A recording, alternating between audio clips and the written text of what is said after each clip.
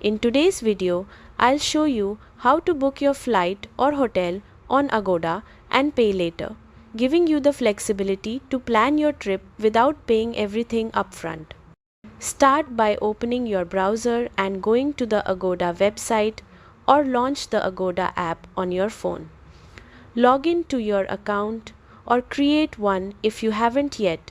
This helps manage your bookings and access special offers. Next, search for your desired flight or hotel by entering your destination, travel dates, and number of travelers. Browse through the results and select the option that fits your budget and preferences, then click Book.